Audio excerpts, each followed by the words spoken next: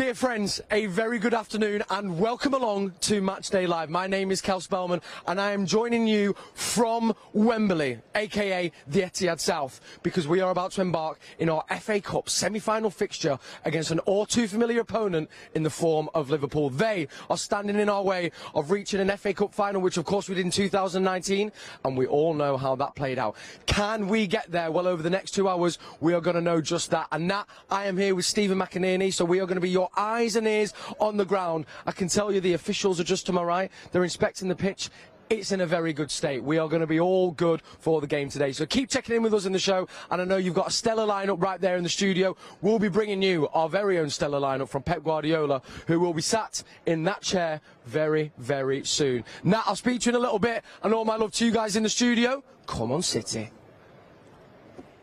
Thank you so much, Kel. It is also a beautiful day here at the Etihad Stadium. Yes, Kel and Stephen are representing us at Wembley, but I also have a stellar team with me inside the Etihad. It is well and truly a defensive masterclass on Matchday Live today, which is kind of fitting following midweek as well. So joining me, I'm super excited to have Joleon Lescot, to welcome Steve Howey for the first time, and Esme Morgan is back joining us as well. So we will be here inside the Etihad with you all day, taking you through to kick-off, then half-time and full-time as well. And we will, of course, be getting constant updates from Kel and Stephen as they, quite frankly, have the time of their lives down pitch side at Wembley. Now, the men's team, 3:30 kick-off today, semi-final of the FA Cup. We're all very, very excited, but we're also very excited because our women's team played a little bit earlier today in their semi-final, and they won. They won 4-1 in their semi-final against West Ham, and they will be in the FA Cup final. I think that is the 15th of May at Wembley. We are absolutely thrilled. Esme, how pleased are you with that result? I'm buzzing. I've been lucky enough to go to Wembley a few times with the women's team over the last few years, and I think going into a game against what you perceive to be lesser opposition is obviously a bit more pressure because you're expected to win, expected to go through with ease, and I'm glad that the girls were able to do that and put in a really strong performance. We were trying to keep an eye on it. You had it on your phone while we were getting ready, and I've got it, had the score like refreshing on my iPad. So it was 4-1 with goals from White, Kelly, and then 2 from Hemp towards the end. A 4-1 victory, and it did sound quite convincing towards the end. Yeah, I think we had a couple of goals disallowed offside, and the highlight for me is the fact that Chloe scored. She's been out for nearly a year with an ACL injury, and probably at the time she scored she'd have played less than 70 minutes of competitive football since returning. So I'm so pleased for her that she's back on scoring form, and hopefully that'll be good momentum for her now going into the last few games of the season and then on to Wembley. Yeah, because considering the season did start a little bit slow for us, perhaps not in the way that we were hoping, it's certainly ramped up. Obviously, we already have one trophy under our belts as well, and now we are so close, fingertips to another.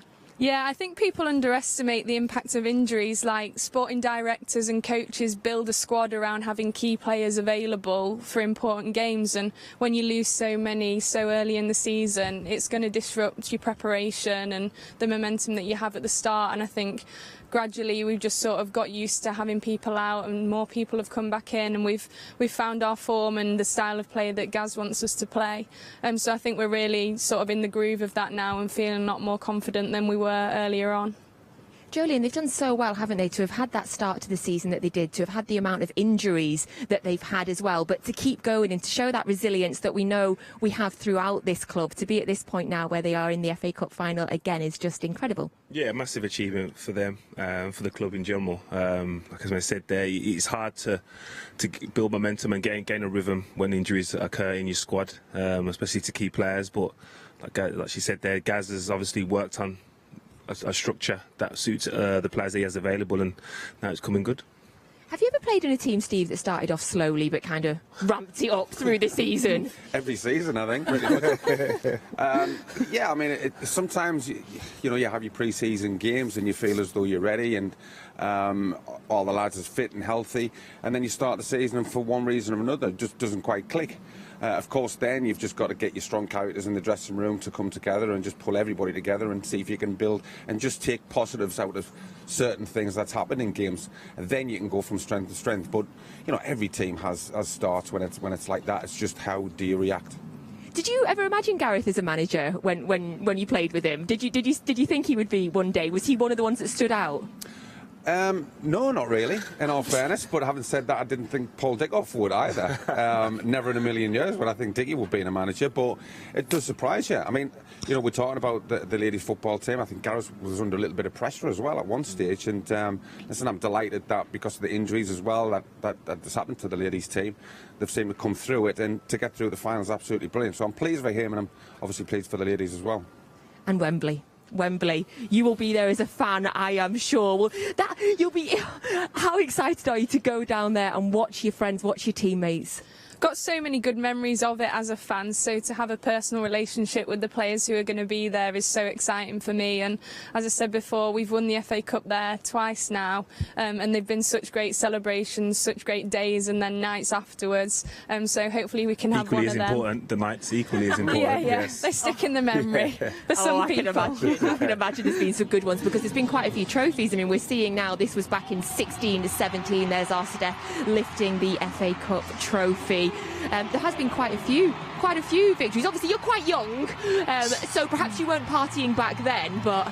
No, back then I think I was just watching on the telly, but the last couple of times I've been there and fully involved in all the celebrations, so hopefully we'll have another one in a month or so's time.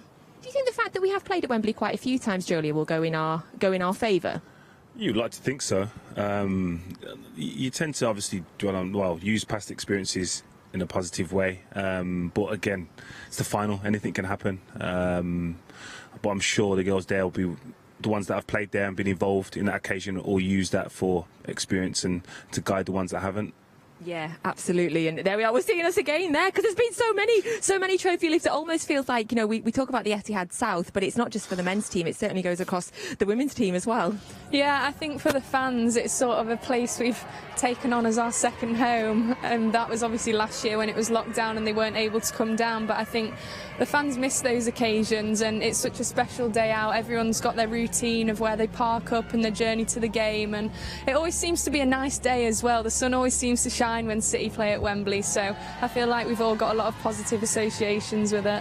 You're so true, because we saw it beaming down on Kel there a little bit earlier. It is shining beautifully at Wembley today, as it is in Manchester as well. Now, we sent our Els down to the Chigwell Stadium to watch the game. I bet she's had a cracking day. Here she is now.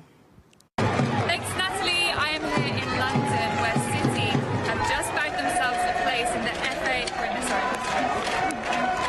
Thanks, Natalie. I am here in London, where City have just bagged themselves a place in the Women's FA Cup final in a 4-1 win over West Ham, with goals from Ellen White, 2 goals from Lauren Hemp, and one from Chloe Kelly as well. And now all roads lead to Wembley. Good luck to the men's team against Liverpool this afternoon. See you later. Thank you, Els. And the sun is shining at the Chigwell Stadium as well. It is a beautiful day all around. Hopefully we will be also saying it's a beautiful day come 5:30 tonight. Now, the team has arrived at Wembley Stadium. They are here. There is Pep. Now, for many of us, myself included, the eagle eyes will be looking to see who is arriving. Obviously, we know that there were some injuries picked up midweek. And the second that I'm allowed to tell you the starting 11 for today, we, of course, will. Matchday Live is the first place for you to get your team news for every Manchester City game. So there is João Cancelo, I can see him there. John Stones, hero from midweek. Ruben Diaz is there. Will Ruben Diaz play today, or will he be on the bench? We shall find out very shortly. Jack Grealish. It is nice to see Ruben Diaz back. Oh, it does give me some confidence there. And they, of course, they are arriving to play Liverpool today, 3:30 kickoff. Obviously, we only played Liverpool on April the 10th. And we haven't met twice in the same week for the first time since April 2018. You'll remember back then that both legs of our UEFA Champions League quarter-final came just 6 days apart. It is 6 days apart now that we play them again. We have played twice at Wembley before, with both games ending in a 1-1 draw. Both games went to penalties, and City won both games. That was the League Cup in 2016 and the Community Shield in 2019. I don't know if my heart can take this going to extra time and penalties today. Jack Grealish there looking pretty calm and confident as he arrives at Wembley. And if Pep does win today, it will be 250 victories for him in all competitions at Manchester City. So the team arriving there looking pretty calm. As I say, we will give you the team news as soon as we can. Didn't spot Kyle Walker and Kevin De Bruyne getting off the coach, but we didn't see the full picture, so we don't know yet. As soon as we do know, we will let you know. What do you think's going through their minds right now, Joleon, as they are walking into Wembley? Just excitement. You recognise what the occasion is. You're playing at Wembley, even though you've played there multiple times. You know what the FA Cup means to you as a player, as to the fans, and also to your families. This is the competition that, for me, growing up, was one you prioritised. Like I didn't grow up winning or thinking you was going to win the Premier League, but you wanted to win the FA Cup. You know what it meant. It was a massive occasion for the nation. Watching the game on a Saturday. But yeah, today it'll just be excitement. Obviously, got the job done in a week, so now it'll just be prepared, physically recovered, and let's get the job done. Yeah, we can see some of the fans there as the sun is shining down. The Etihad South. Yourself, Steve, obviously, you had a great career at City, playing over 100 games, 103 games. Do you know how many goals you got when you were here, by the way? I didn't, but I was told when I got here. So. Okay, we're testing your knowledge. 11 goals. Now, just to make the people on this side feel old, oh, beautiful. The people on this side feel old. Esme standing next to you. You made your debut for City before she was born. Yeah, doesn't delight me, if I'm being brutally honest. You know, just when we're looking at different things, I mean, I'm putting my glasses on and everybody's looking just, you know, normal. I'm thinking, yeah, I am definitely getting old, and obviously that's not great, is it really? But I think I watched your debut, though. I think I was in the stands for your debut, really? So I also feel it. It must have been a couple of months then, if that was the case. No, but thank you very much. You yourself were a losing FA Cup finalist in 1998 when you were at Newcastle, so you'll know all what it feels like to play at Wembley. That game. Yeah, I mean, we were a team that was kind of on the ascendancy at that particular point. Yeah, we got beat off Arsenal the first time. The second time, I played in the semi-final, but missed the final because I'd actually snapped my Achilles across the road there at Old Trafford. But you know, when you're talking about what the players are feeling like at this, obviously you're nervous as well. But it's a good thing to be nervous, because I think, you know how important it is. And I don't care how many times these lads have played at this ground, you still get nervous. And as I said, that is a really good thing. You know, your family, your friends, the media, everything about it. It's a huge occasion. It's like Joleon said, when I was a kid, you know, we used to watch the bus going from the hotel to the ground and stuff like that. I used to sit in front of the telly with me cordial and me sandwiches and crisps and stuff like that, and watch that and just think, you know, wouldn't it be amazing to play in that? I mean, luckily enough, I have, but I mean, obviously it's disappointing when you go there and you lose, whether it's the semi-final, whether it's the final. But you know, players will be looking forward to it. They know, as I said, a lot of these players will probably go there another couple of times before the career finishes. But these are still huge games. But these are games when you're a kid you want to play in. And we've got a trio of people that have been to Wembley as well, because obviously you were on this squad for the 2020 game, FA Cup final as well, that we won at Esme. What was it like for you as a player walking in there? Amazing, because as you say, you just said as a kid you dream of it. Like when I was in the garden at home commentating on myself, I'd be like, and Esme's out at Wembley and she scored. And those are the games you dream of, and you sort of picture as you're growing up, when you want to be a professional footballer, when you're older, you want to play at these incredible grounds in front of thousands of people. And it's such a thrill having the buzz of the crowd as the ball gets close to the goal and the noise levels just rise. It's an incredible feeling, and it's such a thrill to be a part of those games, and they're the ones that stick out in your mind when you look back as well. It's a thrill as a fan to be part of those games, so I can only imagine what it's like as a player. Well, one player that will be finding out what it's like is one of our goal scorers from today. Chloe Kelly is live at the Chigwell Stadium with Els. Chloe Kelly, back with a bang, back with a goal. How did that feel? Yeah, it was brilliant, and brilliant for the confidence as well. And yeah, I'm just enjoying my football. I'm loving every minute back on the pitch. You work so hard for these moments, and it's great to be back out here. You could tell just how much that meant with the celebration. You really gave it one there, didn't you? Yeah, it was absolutely brilliant. I know, like, it was an easy goal to finish, but those ones are probably the most difficult, where you have so much time. You just have to stay focused, and yeah, just pass it into the back of it, really. But yeah, it was relief when it did win it. And and your first start as well. How was it being back out there? Yeah, brilliant to be back out there, and again, the manager giving me that confidence to go out there and play 60 minutes is brilliant. My second game back and getting 60 minutes under my belt, so yeah, I've just got to keep building from there. And through to the final, what an incredible achievement that is. Yeah, a trip to Wembley, how brilliant, and the City fans being able to be there this time will be absolutely brilliant. And in terms of the game itself, really ruthless performance again. What was it like being out there on the pitch? Yeah, it was great. I think our pressing was brilliant today, and we got some goals from that. So yeah, I think we just need to keep pushing on now, and the best is yet to come from us. A really exciting period of the season now as well, isn't it? Yeah, what a time to get back on the pitch, the most exciting part of the season. And some more goals from you, we can hope. Yeah, hopefully more goals this season. I'm looking forward to it. Brilliant. Thanks a lot, Chloe. That is, of course, Chloe Kelly celebrating her goal and Manchester City's 4 goals today to take them to the final of the FA Cup. Of course, we'll find out who we will be playing tomorrow as Arsenal and Chelsea take each other on tomorrow for a place in the final. The final taking place at Wembley on May the 15th. So happy for Chloe there as well. And I'm sure it means you can understand even more, obviously, with the situation that you've had with injury this year, to see how happy she is today to come back. Yeah, I saw her, I was doing some running out on the pitch yesterday, so I was watching some of their preparation. I always get in trouble for getting distracted watching them, and I saw she was in the team that looked like it was preparing to start, so I asked her if she could play and stuff, and there was a few of us telling her that we thought she was going to score, and she was like, "No, if I score, I'm going to cry." And I thought, you know what, I don't blame you, because I think if I got back and scored on my first start, I'd be in tears. That's me as a defender, but I think just the emotion, you go through a lot of ups and downs through long-term injuries, and there's moments where you question whether you're going to be able to be at the same level as you were before. And I think for her to have done that and scored straight away on her first start back is going to be such a confidence booster for her. Absolutely. And in terms of Gareth, Steve, from when you knew him, what was he like in kind of celebrations? Is he a partier, or is he like a sit down and sort of think? Is he a calm celebrator? I'm gonna go with calm. I best not tell everything. Watershed moment here, yeah. So I'm just gonna go calm. Very sensible, level-headed lad, really. But yeah, listen, I'm delighted for him, delighted for the women as well. As I said, to come back from an injury, to start in a semi-final, to score in a semi-final, is absolutely brilliant. Let's just hope it gives them a huge boost. It certainly will, Gareth. I know, like I said, I know he's been feeling the pressure a little bit, so it's a brilliant result for everybody concerned.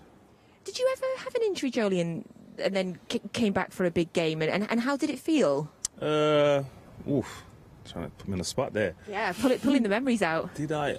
Or what's it like to come back from a bad injury? When you get back, you've obviously done the work that allows you to play, so you don't stress or worry about reoccurrence of the injury. It was just a case of, I've put all the hard work in, so hopefully you can just put into practice what you've been training for. But again, it was just a case of you kind of forget when you're in a rhythm of playing, you kind of forget how much you enjoy it. And then once you get injured, then you come back and it's getting close to that moment where you're going to get back into the team or you're available for selection. That's when the momentum picks up and all of a sudden you get excited. I've got a few where you've come back, and I had 3 injuries, and each injury kept me out for over a year. And I can remember on one of them, which was the snapped Achilles, I had no reserve game, no practice game or anything, and my first opponent was Zola. So, needless to say, I slept for about 3 days after that. We won 1-0 actually at St James's, but if ever injury was going to get tested, it was getting tested by him. Brilliant. Thank you. I love that. I love the stories we get on this show. Right, we have the all-important team news for you. We're going to go over to Kel, who's at Wembley, with the team sheet. I tell you what a lineup in the studio, and we're about to bring you City's lineup in just a second. Not before, though. Stephen, sum up how you're feeling at the moment, brother. What are we doing here, man? I don't know. I'm pinching myself. Glorious blue skies as well. Wembley's blue today, man. Wembley is blue. The stage is set, and I can now bring you our starting 11 as chosen by Pep Guardiola. It looks like this. In goal, Zach Stefan returns to the sticks. We have a back four consisting of João Cancelo, John Stones, Nathan Ake comes into the fold, as does Oli Zinchenko at left back. Our club captain, Fernandinho, starts in the holding role. We're thinking alongside him, Bernardo Silva and Phil Foden, and a forward 3 of Gabriel Jesus, Raheem Sterling, and of course, Jack Grealish. As we look to the bench, Ederson is on there, Ruben Diaz, Ilkay Gundogan, Aymeric Laporte, Rodrigo, Kevin De Bruyne is fit enough to be on the bench, which is very welcome news. We have Riyad Mahrez, Liam Delap and Romeo Lavia. Stephen, we knew there were going to be changes. What was your first thoughts when seeing that starting 11? Yeah, I need to be changes, but still you look at it and go, that's a strong team, and that's a team absolutely that has legs in it as well. I'm absolutely fascinated by the idea of one of Jack or Phil in midfield as well. That's going to happen, and I've got absolutely no doubts whatsoever that Zinchenko and Ake coming into the team, they aren't going to let us down. These are warriors. They've proven time and time again that they've got the quality to play for Man City and be absolutely influential. Zinchenko, of course, last year at the Champions League one was huge. Ake recently been in immense form. It's a good team, Charles. It's a very good team, and I think that's kind of, you get lost a little bit in the fixtures that we've had, where you do realise that squad depth, that is where it matters in these moments in the season, isn't it? Absolutely, and we are here at this situation right now with all these big games because of the squad. We forget that it takes more than just 11 players to get to this stage of the season, and absolutely every one of those players, not that they have anything to prove, but some of these players didn't start against Atletico, so they're saying to Pep Guardiola today, look how good I am, you know, look what a chance, look how I've got a chance to impress for the rest of the season on the most glorious of stages in football. I've got no doubt they'll take it. I hope so, Stephen. I really, really do. Me a quick too, word on our club captain, though, Fernandinho. We just saw, for me, how important he is when he came on against Atletico. His experience, his stature, his energy, how important is that going to be when you're playing in a semi-final in the FA Cup on hallowed turf here at the Etihad South? Nice. I already miss him, and we've already found out he's going. But the charisma, the leadership, the status that he's got within the squad, he's absolutely earned that respect. And yeah, he was great when he came on against Atletico, steady the calm, slightly shaking ship, he steadied it.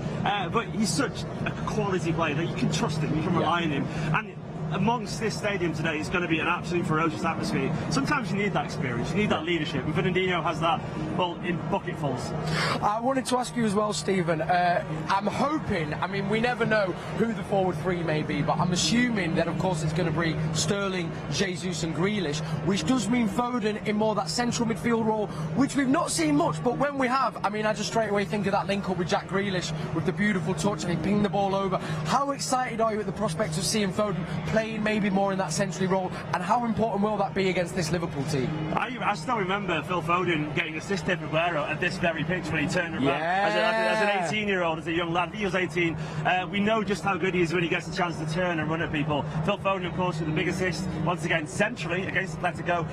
Yeah, he's absolutely immense. He's going to the very top of the game, he was in there already. But this is where he wants to be, man. Just making stuff happen, running at people. He absolutely has an eye for the biggest of stages. This pitch suits Phil Foden. He loves it here. He's one of us, man, as well. I City fan out here today on the... Okay, he's going to be the pitch and why not. But either way, he's absolutely up for this game, and he's up for playing in a position that he loves as well, which is important. One of the other things I wanted to ask you, because when I saw Kyle go off in the middle of the week, one, we always miss Kyle, I find, but we know how crucial his pace is, particularly if they are starting against your Salah, your Mane's, Jota, very, very quick.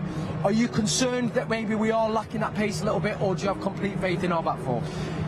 Yeah, of course, any team losing Kyle Walker would be at a loss. I mean, he's the best defensive fullback in the world, in my personal opinion. But then we've got probably the best attacking fullback in the world, Cancelo stepping in. And we've seen Ake be absolutely immense recently, putting in some sensational performances at fullback.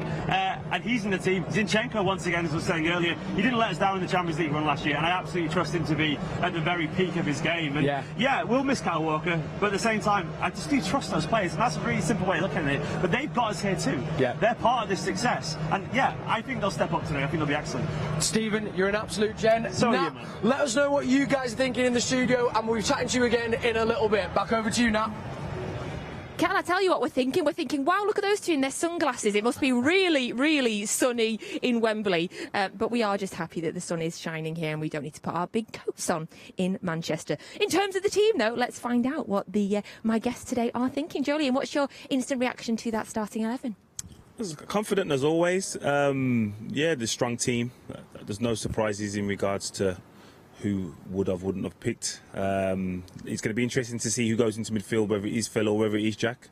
I don't know who's going to start there. That'll be interesting if Jack tends to go in midfield, because I think you may see a more influential performance from him if he does. But again, confident with the selection, and everyone's going to be playing in a position they know and understand, so I don't think it's going to be too hard.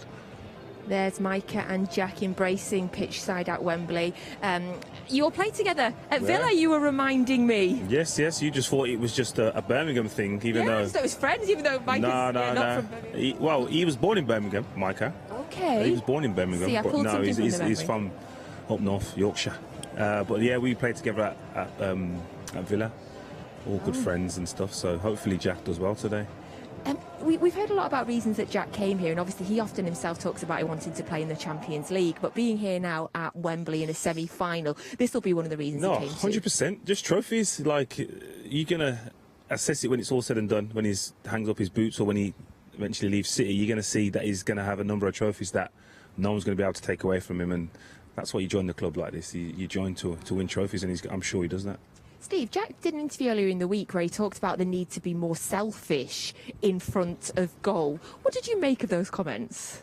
Yeah, I can understand it. I mean, you see him, obviously, how he played at Villa is a little bit different that he is here. I think, obviously, Pep wants him to play a certain way, but ultimately still wants him to be him, because that's why Manchester City paid that amount of money for him. I mean, I think he's a fantastic player. I'm not surprised he went for that amount of money, to be quite honest. But yeah, listen, if he can get goals, then I think obviously that is a big asset to his game.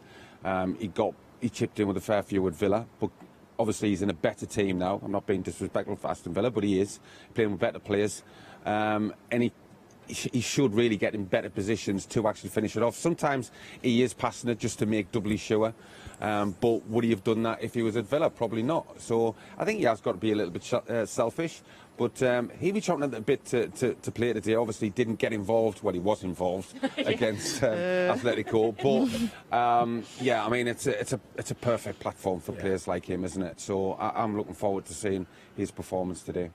Now, obviously, we've got the three defenders here today, so we need to have a good old chat about the defence. Kyle Walker not in the squad today, so we're presuming that the injury that he did pick up has kept him out. So, looking at the back four today, what do you make of it, Esme? I think it's just not a straight swap, but just Zinchenko coming in for Walker, and obviously he'll go into left back, and you would imagine Cancelo would go over to right back. But I think there's still so much reason to be confident. Zinchenko's done so well over the past few seasons where he's not played for extended periods of time, and then he's coming in these big games. I remember the Carabao Cup final a few years ago against Chelsea. He came in and started and was arguably man of the match. So I think he's such a talented player. He does all the simple things so well, and I'm really confident in how he's going to slot in. And I thought Ake had a really, really strong game the other night when he came on as well. And I don't know what you two think, but as a defender, I think it's quite awkward coming on sometimes, especially if you've got a winger coming at you or someone who's already in the flow of a good game. I think it can be quite difficult coming into those matches, but I think he was really, really good the other night, so definitely deserving of a starting spot. Yeah, Nathan Ake was solid when he came on the other night, wasn't he, Steve? Especially there was a little flick that he got on in the box at a really dangerous moment that he managed to intercept, so I think he's getting a lot of fans at the minute. Yeah, I mean, I'm not surprised he's starting today. I think, his performance when he came on was very telling. He made some very good challenges.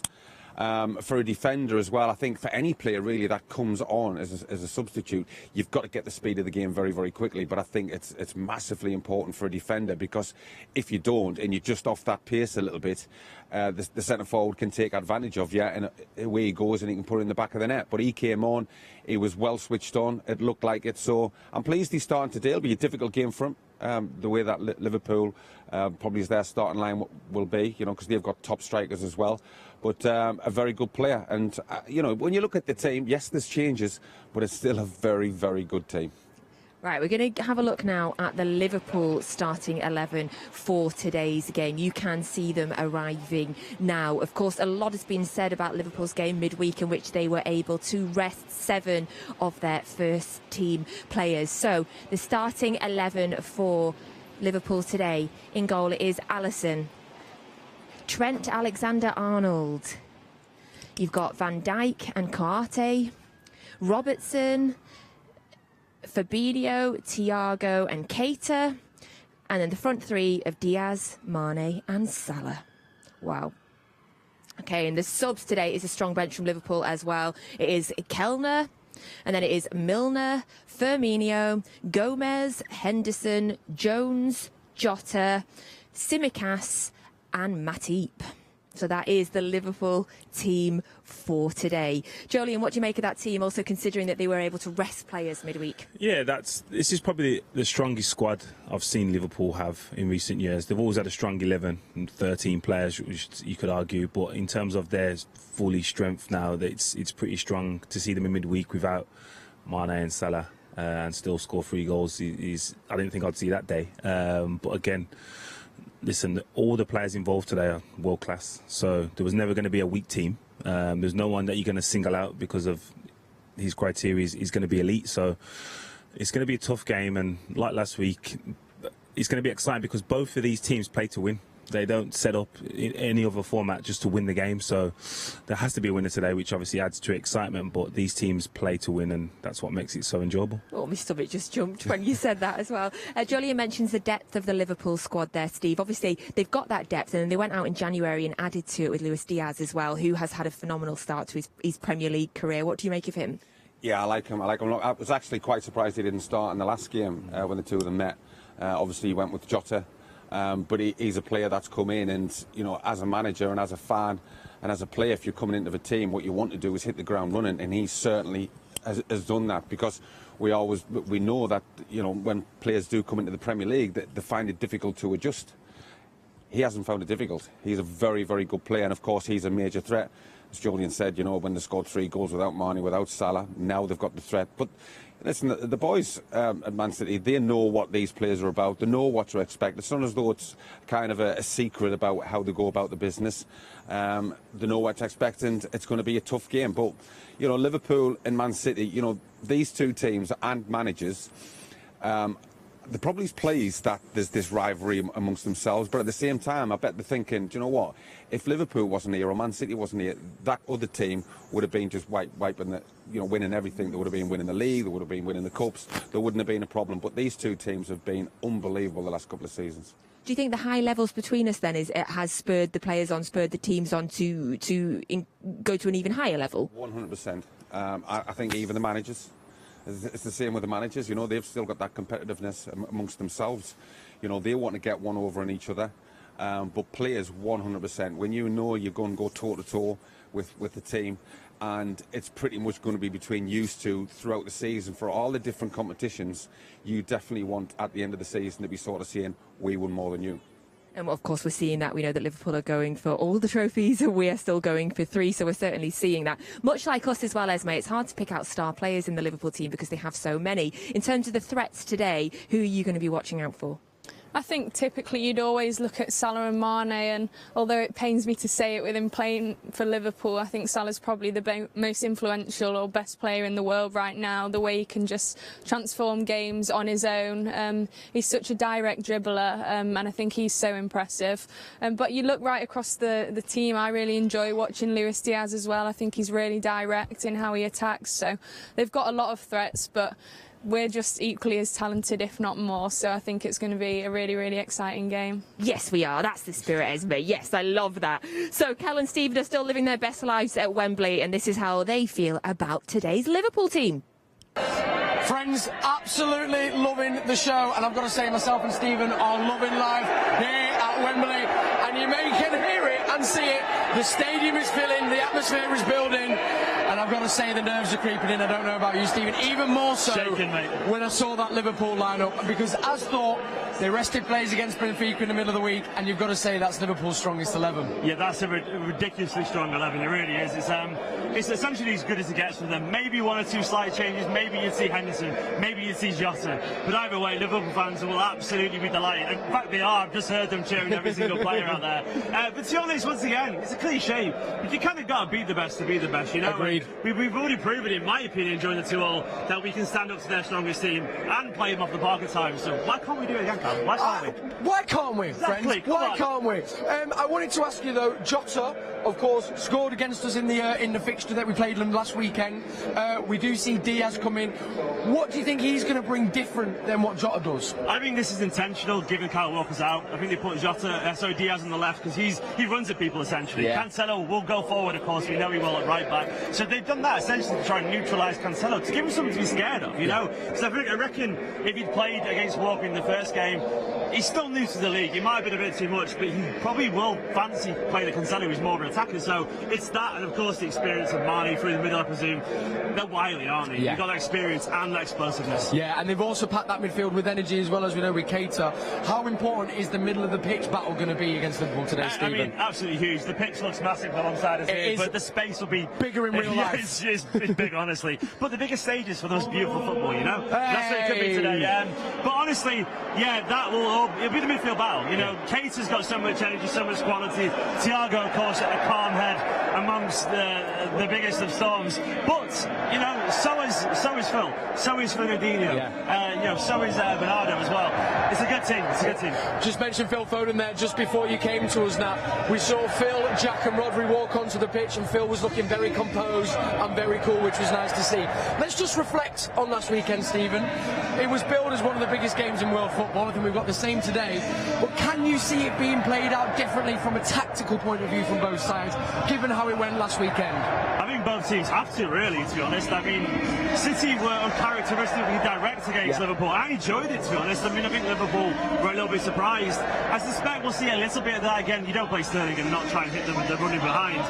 Liverpool passed it around a lot more than I thought they would do against us. I think there'll be some slight tweaks just because the personnel demands it. You know, I'm not expecting City to be quite as direct.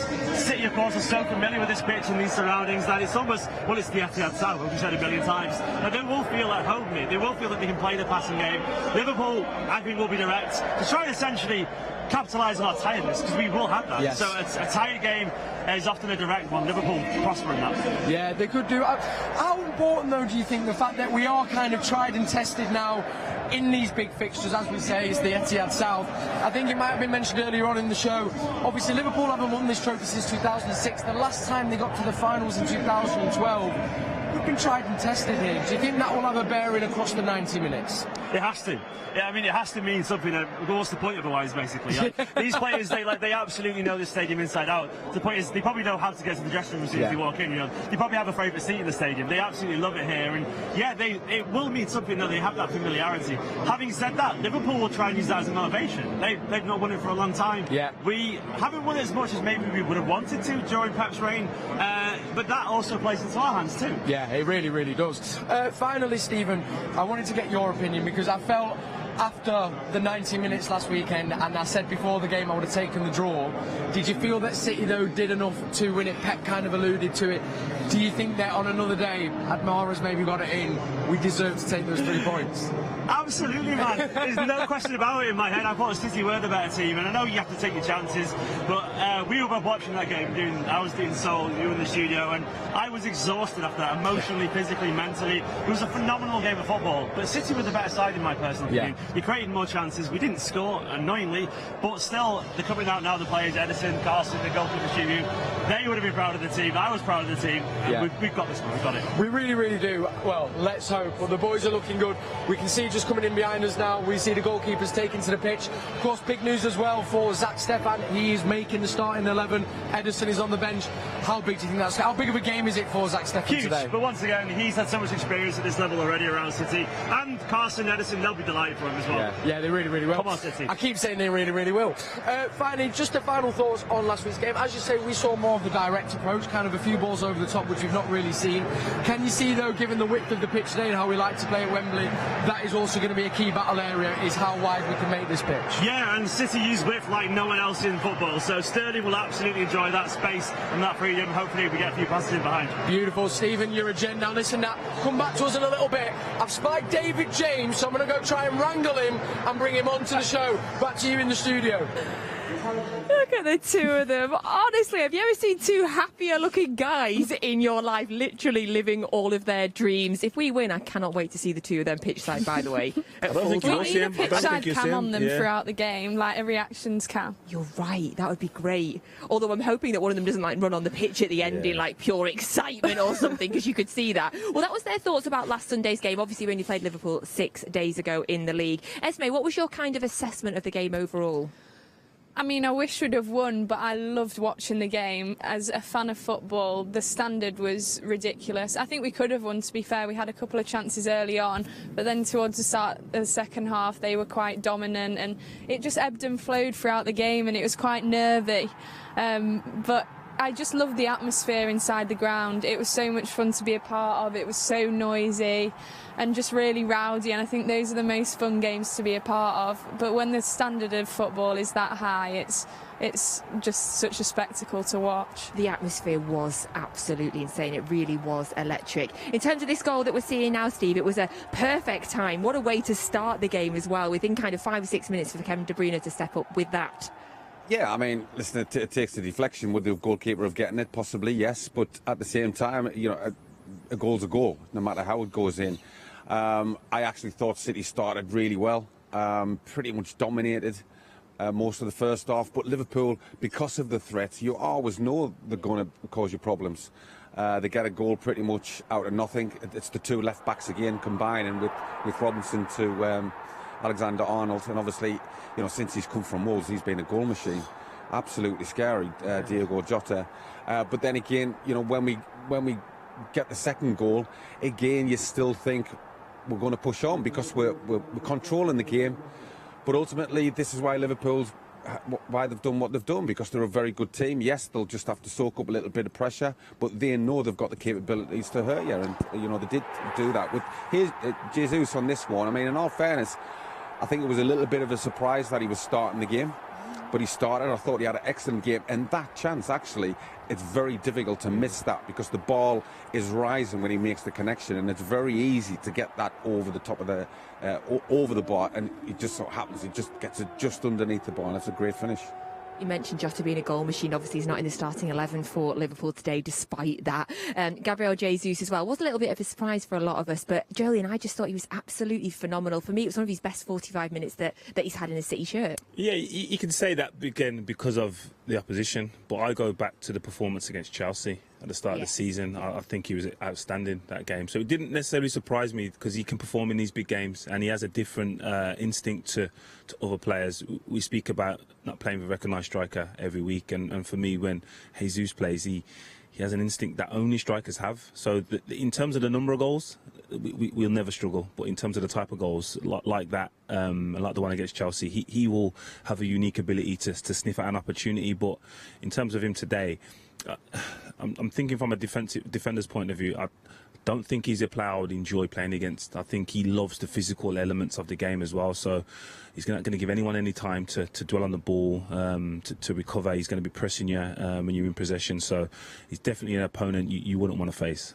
Yeah, his work rate is incredible. He just doesn't seem to stop, Esme. Like, in the intensity that he was playing with last week, it was sensational. Yeah, I think that's probably something that aids his selection for these big matches, because you look at Liverpool's strengths, their fullbacks bombing forward are such a threat to the opposition, so to have someone like Jesus who's going to track back from the wing and support the fullback in defending against those attacking fullbacks from Liverpool is really, really important. And I think when Pep looks at the selection, that's probably something that he take into account, is nullifying Liverpool's threats as well as him supporting our attacks going forward. We're seeing the Mane goal now. Of course, the game ended up 2-2. I feel, Steve, that we dominated the game for such large parts that at the end, a lot of Liverpool fans that I spoke to and that I heard felt like they kind of got away with it by the end. What did you think? Yeah, I think, you know, watching the game, I mean, it was such a fantastic advert for the Premier League. Top quality players. I mean, it's a great finish. He opens himself up. It's very assured. We all know he's a top player, but me personally, I felt as though City just shaded it. Certainly at periods we were quite dominant, but you can never say never with Liverpool, you know, because they have got that quality. So at the end of it, I'm kind of thinking, have Liverpool really got away with one? I'm not too sure, but at the same time, I was thinking, it was one that we should have won, and it's one of those weird feelings I've never had for a long time, because it was a fair result, but I still didn't think it was a fair result. Yeah, I'm the same. I think the same. I think City had the opportunities to win the game, but I don't think there was ever a point where Liverpool were stretched or uncomfortable. They play that way. So when you're getting chances because of their high line, they're okay with that because they know this is how we play, and then they create opportunities out of nothing. They just have moments in games, and they're so effective and efficient with the chances that you can never rest on your laurels when you play against Liverpool. Tactically, and we heard both Pep and Jurgen Klopp were asked in their post-match press conferences, the game being referred to that City played more Liverpool and Liverpool played more City than normal. What does that mean? I don't know. I didn't sense that when I was watching it. Like, in terms of the game, like, you expect City to have more of the ball, and I said, like I said, Liverpool are okay with that. Liverpool don't want to have bundles of possession and not necessarily just rest in possession, but they want to be efficient. So when they get the ball, they're getting it wide, they're getting it forward, and they're going to create an opportunity. They're not just keeping possession for the sake of it. So I expected the game to go like that, to be honest. But I do think there'll be tweaks today. I think these two teams and coaches have so much respect for each other that it's probably the only game they do adapt their styles a little bit, like we've seen City going a bit more direct to miss out the press of Liverpool, because you don't want to give them any incentives to win the ball back high and close to your goal, because, like I said, they're so efficient. So the teams are coming out at Wembley now. So, of course, the two most excited men in the world currently are there watching them. Back over to Wembley. No, thank you so much. Perfect timing, because coming onto the pitch behind us are our boys in blue, led out by our captain, Fernandinho. How you doing, Ruben? Hi, Roderick. Good, Joe. Cancelo with the hole. I love it, man. It's just the boys. Just the boys. They're looking good, though. I'll tell you what as well. I'm sure you can see this at home, but what a beautiful sight, Stephen. Sterling here, of course, as we know, is starting as well today. He's wondering if we've got Bernardo there as well. Wow. Come on, Raheem. He's right behind us right now. We're in the semi-finals of the FA Cup. It's a glorious day. The players are there. Cal, this is as good as it gets, mate. Hey, we have got to say it, and we're very grateful, living the absolute dream. Now, Stephen, let's look back through time a little bit, of course. Now, we've met Liverpool a couple of times here in recent years at Wembley. Oh, come in if you want, mate. You want to see what you want to... It's all go here at the Etihad. Do you want to let us know what you think of the team? No. If we're looking back at the previous meetings at Wembley over the recent years, both have ended in a 1-1 draw. Yes. Both went to penalties. Yes. The story of the season for City Liverpool in the Premier League has been 2-2 draws. Can you see it playing out, or is today going to be the day that someone gets the win? Hopefully, it's going to be them boys right there. There's too many draws in this for me not to. Honestly, a small part of me does think it could be a draw. I wouldn't be surprised, essentially. Bernardo's right there behind us, by the way, crazy. But I wouldn't be surprised, given the quality of these two teams. It's a draw for a reason. They just cancel each other out because they're both fantastic teams. Having said that, we've proven twice now with penalty heroics with Bravo and Willy Caballero that if he gets to that penalty situation, we can do it. We can do it. It was also moments when you mentioned those names, it's synonymous with those penalty shootouts. Yes. And it almost really cemented them in kind of Manchester City's folklore history. Why not Zach? Why not Zach today? I was just about to ask you that question.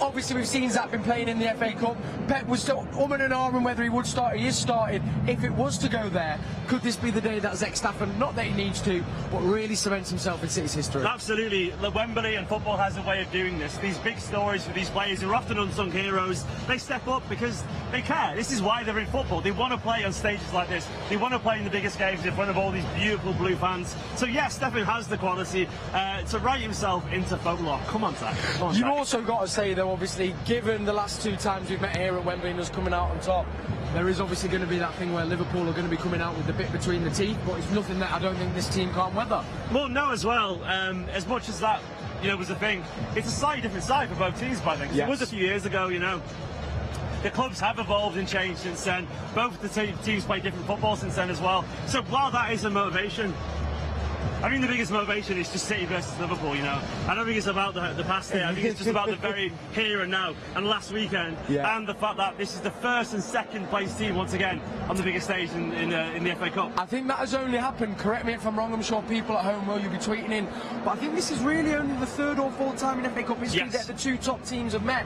And I guess what you've got to say is we keep coming up against Liverpool, but I guess it means that things are working because we are, for me, the two best attacking teams, not just in England, in world football. What you think is, you think that we're sick of the sight of them. I guarantee you, Kel, they are sick of the sight Very of us. true. That's just how it works. Liam Delap and Romeo Lavia coming on as well. This must be big for them. And what it means for those two, these young players. Well, I mean, even I think seeing Phil come onto the pitch earlier, you know, he had a little kind of touch of the grass, and you can see. He grew up here, man. He grew up here. It's crazy. I was going to say, for some City fans, we're so used to seeing us here, but as you say, for the young lads in particular, and we saw a couple of Liverpool's young lads as well, playing at Wembley in an FA Cup is kind of part of English football history, really. We dream of it. I dreamt of it. You have. I wasn't quite good enough for shit. I'm still available, Ben, if you want me. But yeah, this is the kind of thing you dream of as a kid. People like, you know, Lavia with the lap walking on the pitch now, warming up with these world-class players. And of course, Foden was that once. Yeah. And now he's out there as the bona fide star. So it's essentially a taste of what they could come for the young players, and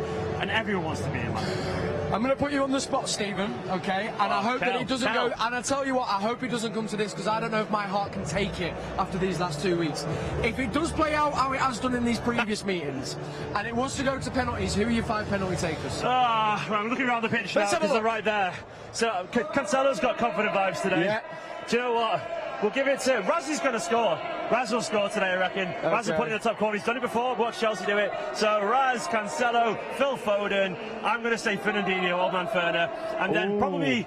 I'll give Jack a penalty. Is that enough? I think that is enough. Well, I'll tell you what, we'll have a word with Pep, and we'll have a word with the lads behind us as well. First. I'm still trying to hunt down David James. He is around here somewhere, so hopefully I'll have him. And fingers crossed as well, Paul Dickoff's going to be joining us in just a little bit. Nat, as we say, we are having a beautiful time here. The sun is shining. The boys are looking up for it. We shall be speaking to you in just a little bit. Come on, City. Oh, yeah. Kel, we know that you're having a great time. We can see it. I am absolutely loving these two at pitch side. It's literally just like putting 2 kids pitch side and just letting them have fun. And when Kel went, "Hiya, Ruben," that is one of my favourite moments of anything the City have done this year. The fanboy in the two of them totally coming out. I am loving it. Now, if you would like to ask a question to our guests, you can do it by using our WhatsApp. The number is on your screen now. And as always, you can ask them anything you want about today's games, about tactics, about their careers. And I will do my best to get through as many questions as possible. Now, us then, Matchday Live crew, we're getting everywhere this year. You know, obviously you see the lads down there at Wembley. Well, recently we sent Sean Wright-Phillips all the way to India. That's exactly how I would analyse it, to be honest with you. It's 2 of the best teams in the world at the moment for me by quite a while. But I think the rivalry's just been mainly about the respect and the willingness to want to be better than the other. And that's created a massive rivalry in the place where they just go head to head. They never change their tactics to stop Man City, and Man City never changed their tactics to stop Liverpool. They both play the way they know how to play, and it's like 2 heavyweights going pound for pound. I think to win the FA Cup, especially in the final, you have to be resilient, because normally in the final it's always 2 good teams, so they're always going to have a spell of pressure, and you have to be able to withstand that. But then at the same time, on that side of things, you need to be ready to pounce when it's your turn and take the chances you do create then. When I played, I approached all of them every game as a final, and I think that's the mentality, because you want to win every game. So I should imagine they would go into it the exact same way, wanting to win and wanting to be in the final. I think Liverpool showed a lot of their hands to know that there are chances there, as we missed a lot, and the game could have been put to bed by half-time, so they know they will get chances, so there will be no reason for them to panic if the worst came to the worst, because they will get the chances to be able to put themselves back in a better position. So for me, they just need to go out, take their time and play the way they always do. And for this Saturday, I think I'm going to go 2-1 and Man City. Yes, Shawnee, right. I will be getting the predictions from my guests a little bit later, but Sean right there going for 2-1. Now, also, you all know we are at the end now of a 4-game streak of tough games that we were all excited but slightly dreading perhaps 2 weeks ago. We took on Atletico Madrid midweek in the second leg of our quarter-final of the Champions League, and of course we have progressed through to the semi-final. It was an interesting second leg. Esme, what did you make of it? Yeah, I think interesting's probably the word. I couldn't sleep afterwards because I felt like so hyped up and ready for a fight. I just felt really giddy. But I think those games, I love playing in games like that when it turns into just a pure battle. It takes me back to like my grassroots days when we'd have a muddy field on a Sunday morning and we'd just be battling it out for however long. So I think those games are so much fun to play in because it brings you together as a team when you go through those experiences and you've got the opposition kicking you all the game and trying to wind you up. It brings you together because you find comfort in your teammates and get the support off each other to sort of keep yourselves calm and get through it. Of course, we had the first leg here, Steve, where Atletico played that, for part of the game, played that 5-5-0 formation that we've heard talked about a lot and obviously had no shots on goal at all. Second leg was very different, especially in the second half. Atletico were really coming out to us and we were, in fact, defending like hell towards the end. Yeah, I think ball retention from City wasn't great the second half. We did find as though it was just coming back. You just wonder, would Atletico would have been a different result if they'd actually played like that here and from the start over there. But they didn't. But listen, I mean, the intensity, the crowd, what they were like as well, it was absolutely fantastic. To the point where, listen, my wife doesn't like football at all. So when I said I was watching the game, she said, well, I'll just sit and I'll look at my phone. But the second half, she was shouting and screaming, shouting, get him off, look at him, kick him. I'm like, whoa, easy. And that's my wife, who's got no interest in football whatsoever. But to be fair to the City players, I thought they were absolutely brilliant. They kept the composure because it would have been so easy to lose the plot. You'd seen how some of them went on. Not all the players from Atletico, but the vast majority of them, they were trying absolutely everything. I mean, listen, we all know the dark arts and stuff like that, but there's a line, and some of them went way past it. But I thought just purely for the sake of football, it was a fantastic result for City. We really got to see a different side of some of the players as well. I totally agree. And I was really impressed with Phil Foden, Joleon. Obviously, he's only 21, but the way he got treated throughout that game, the shoves in the back, obviously he's head bandaged up in Pablo Zabaleta style, which I was loving. And the way he just kept his composure and kept his head was so impressive. Yeah, again, mature. He's been in so many immense and intense situations. You can only gain experience from that, but the bit I loved was the fact that he rolled back on the pitch to know to do that and just understand where he is. See, that was on purpose? Accidentally on purpose. Yeah, but again, yeah, to have that experience and that knowledge to just, yeah, if that was a foreign player doing that, we would be lauding that individual. But for Phil to understand, yeah, let me just add a little bit more pressure to the referee in this situation now, and obviously he got the reaction he was looking for, but rightly so. Philippe should have got sent off, but yeah, like Esme said, then they're the occasions that bring a team together. That was probably one of the first times I thought I wish I was playing, because when that used to go off in the tunnel and on the pitch before VAR, before the cameras was around, them the eras that we could just and when you're seeing the stuff in the tunnel I was like, there's no handbags in the tunnel. It goes off. It's like, that's it now. We've done it for the fans and the theatrical element of it on the pitch, but now we're in the tunnel. Now it's real. So let's see who kind of wants it. But yeah, that was the bit I was like, excited for.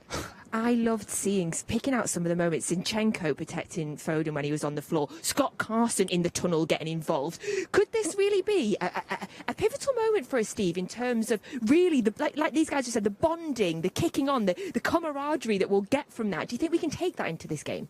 Absolutely. I think, as a group, we've played in teams, you know that you've got a close group. But when things like that happen, that is when you're kind of looking around and sort of saying, who's got me back here?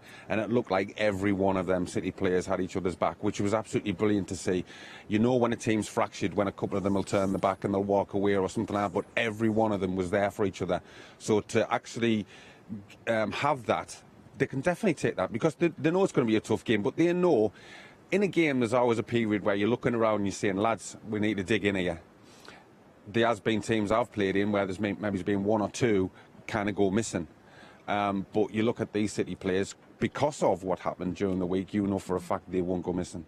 The celebrations on the pitch afterwards as well. Oh, I absolutely loved it. I probably didn't love it as much as Kel Spellman is loving the day that he is having today. And now the fact that he has grabbed David James, I think there's a good chance that he might burst everybody. So here is Kel at Wembley with David James. To my friends in the studio, I found him. The man, the legend, David James. We're here pitchside at Wembley. First of all, I mean, you've graced Wembley as well. What is it like for these players playing in an FA Cup semi-final at Wembley? Well, I tell you what, the weather is, and hi everybody, the weather is absolutely spectacular. I think there might be a few dehydrated fans out there, but for the players, I mean, look, I've said this so many times on the show, this is what Man City players want to sign up for. They want to play at these games, same as the Liverpool team. It's, you know, a semi-final in itself is magnificent, but when you've got the two best teams in the country, in Europe potentially, in the world, dare I say, what more could be better than that? What a treat. David, what's it like when you play a team of this quality again and again? You know, does it affect the game, the mentality? Because of course, it was last week, it felt like ages ago, but it was last week when they played each other. Well, the one thing about last week, which I found amazing, and I still buzz off the game, like many people do, is the mistakes were punished. So if you're playing against the same team as they are now, Liverpool, you're always thinking, hang on a minute, we can't, and hopefully you think, hang on a minute, we can't make that mistake again. And it was a minor, you know, a little minor header here, and all of a sudden cross back. Yeah. But that's how good the opposition are, and Liverpool have the same problem. If they switch off for a minute, a few seconds, Man City will punish them. So the best players find a way. Yeah. The best teams find the result. Today we'll find out who the best players and best team are, and then maybe in a few weeks' time, have to ask that same question once again. Okay. When you saw the team, first of all, let's talk about Manchester City. We knew there were going to be changes, of course. What was your initial reaction? How can you see it playing out today on the pitch from our side? Well, I mean, we knew Stefan was going to play. My question was always going to be, and it's funny because I was thinking, is it going to be a similar lineup to the one against Atletico, with obviously KDB dropping out? Who's going to replace him? Kyle Walker is just over there. Him dropping out was obvious, but that Cancelo-Aki dynamic or change would have been fine. But now Zinchenko's in there, which suggests that Aki's going to be playing in the middle. The two things I'm most happy about is Jack Grealish on the left and Phil Foden in the middle. Yes, that's what I said as well. I can't wait to see it. I keep hearing people tell me that Foden's better on the wide, and I'm like, no, put him in the middle. That's what we want. And just a final word as well, of course, looking at the Liverpool team, it's as strong as you like. They've obviously gone for Diaz over Jota. Obviously, he picked up that little knock. What sort of threat do you think he's going to bring, and why has he gone for him?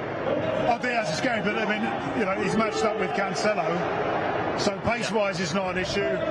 Skill-wise, we'll see. I mean, he does float around. I mean, they've got a fluid front line in that sense. But I'm looking at that midfield. I'm looking at Keita and I'm trying to figure Fabinho and whoever. It's more of a stopper midfield than an aggressive midfield, and this is why Phil Foden is going to be key again today. Because if he drops in the pockets, gets and takes people on, happy day to see. Oh, do you know what? You've alleviated my nerves a little bit, David. Thank you very much, brother. Well, listen, now, back to you in the studio. I'm in the port of Riyad Mahrez. Little nod there from Riyad. Back to you in the studio. Oh, I love it. Kel's just like, hey, lads. Hey, Riyad. You okay? How are you there? Absolutely loving Kel and Stephen at Wembley there. So, David James was saying there, Phil Foden down the middle, Joleon. Do you agree? No, I don't. I don't know, obviously, but having looked at last week, and in midweek, Phil's been operated on the left. And then to go midfield now, I just think the intensity of the game, it's going to be more involvement for Phil. Not that I don't want him to be in there, but I just think energy-wise, it could sap his energy a lot more, a lot faster. So I see him playing on the left again. We know Raheem will play down the middle, or I expect him to play down the middle because the high line leaves bundles of space for him. And then I'm hoping Jack is in midfield. I'm hoping that is the case, and if it is, I think that this could be his most dominant performance.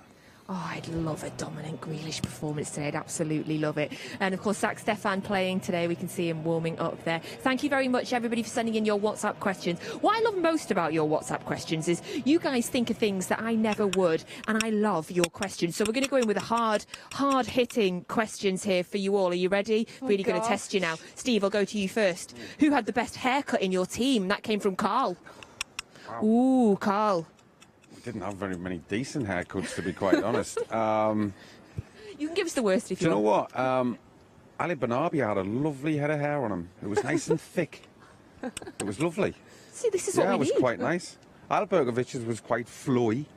When he was running. Yeah.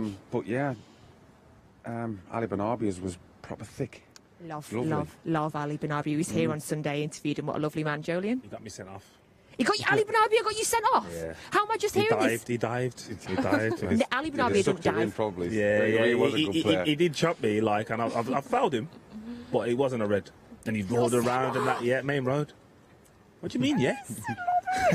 Ali Banabi is one of my favourites. Yeah, got me sent off. Good player, though. Right, what about haircuts in your team? Best, worst?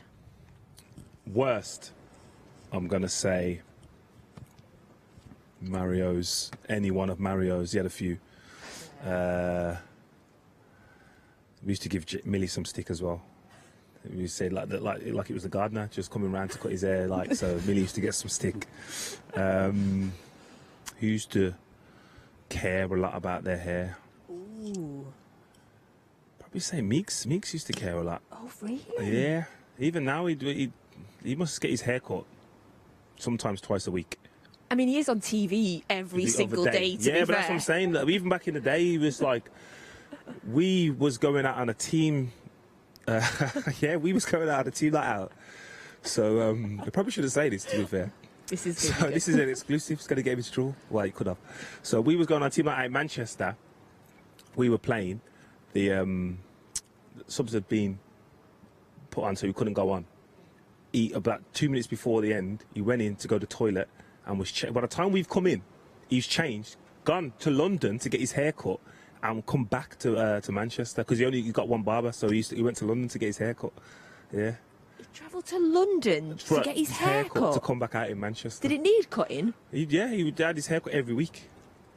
Wow, dedication. And that's what you get when people like Carl send in these questions. Thank you very much, Carl. So Jessica has asked everyone, what is your favourite memory from Wembley, either personal or other? I've got some good personal memories being involved playing. I played there in the Community Shield, but there was no fans, which is sort of like, I don't want to count it. It wasn't the full Wembley experience. Did you win? No, that's another reason not to count it. We forget them ones. I'll just repress that to the deepest depths of my memory.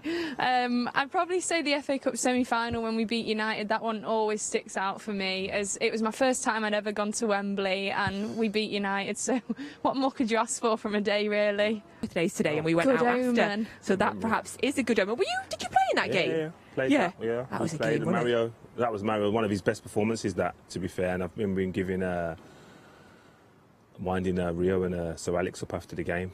That was nearly an Atletico moment. They was going mad, like in the tunnel. On the pitch. He never kind of spilled over to the tunnel.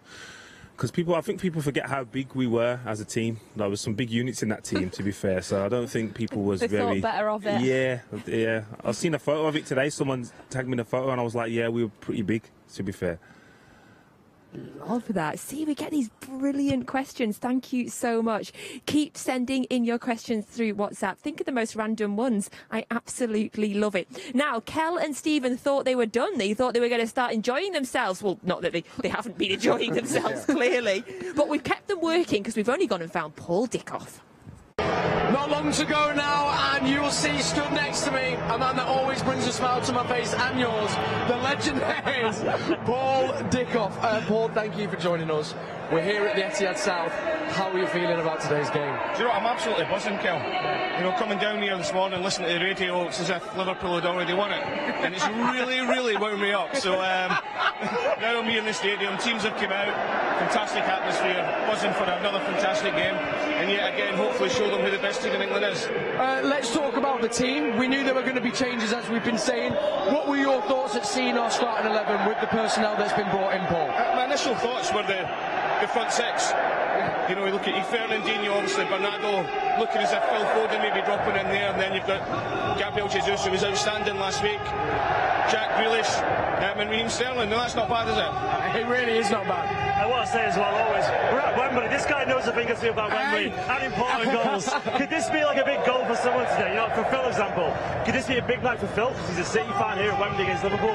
Yeah, look, I think Phil Foden, for me, he rises to the challenge in every single game, every single big game he plays in, and you know his whole mentality is he wants to be the best player on the pitch.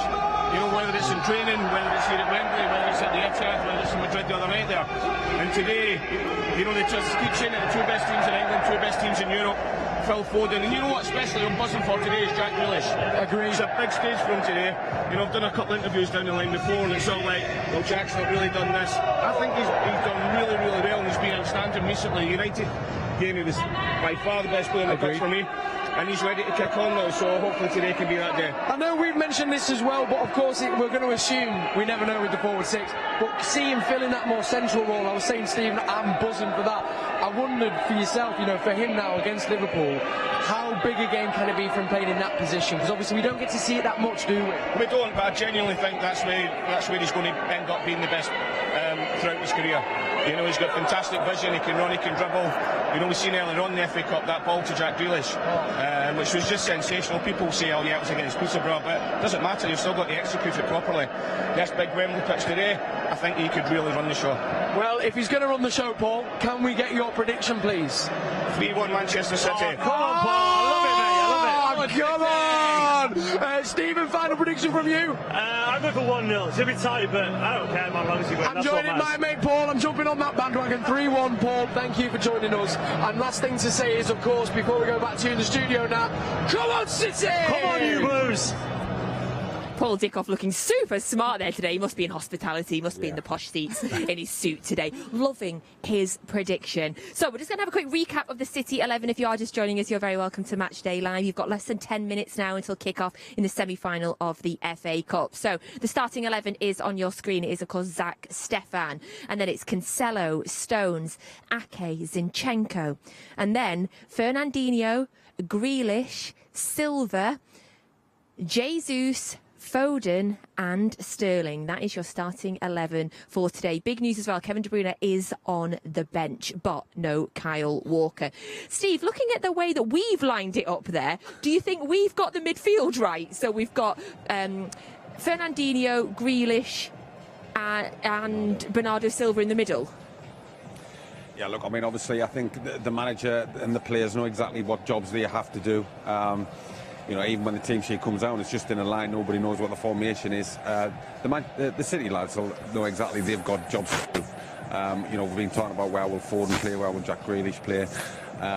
Because of the talent of these players, they can pretty much play anywhere and be devastating. So, you know, Liverpool will look at that and they know they've got a tough game ahead. Of course, they've had players rested. They've gone with, like, all of their big hitters today. But I still fancy City.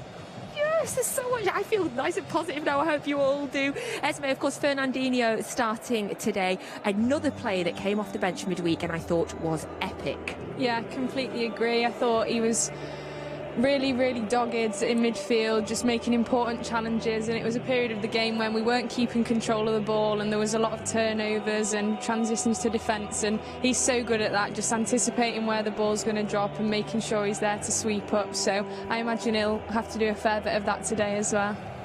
I'm loving seeing these pictures of all the Blues down at Wembley today, singing nice and loud. Oh, look at that. Oh, you're having that, Joleon? You're having that shit? Like the Goonies? I like it. love that ship there. Thank you very much to the incredible team that does the flags there at Wembley for City.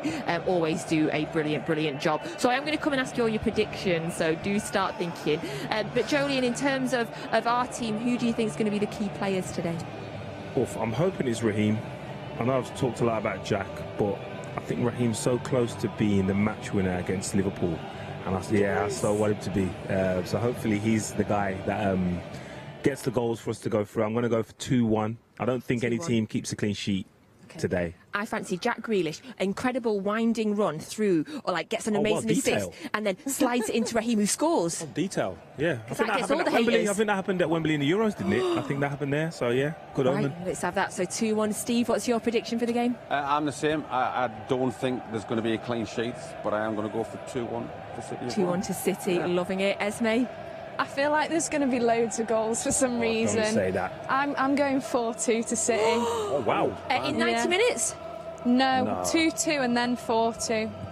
after Oh my time. goodness, my heart's not going to take it. Mine's Thank not you for- either. I'll need to take a seat. I've got 47,000 to choose from. You will find me lying down somewhere. Esme, Steve, and Joleon, thank you very much. They'll, of course, be back with me at half-time as well, where we will be analysing everything that happens in the first 45 minutes at Wembley. Thank you for joining us on Matchday Live. I do hope your nerves are OK. It is the semi-final of the FA Cup at Wembley, City taking on Liverpool. The best place, as always, to get your commentary is via the Manchester City app with the absolutely wonderful Alistair Mann.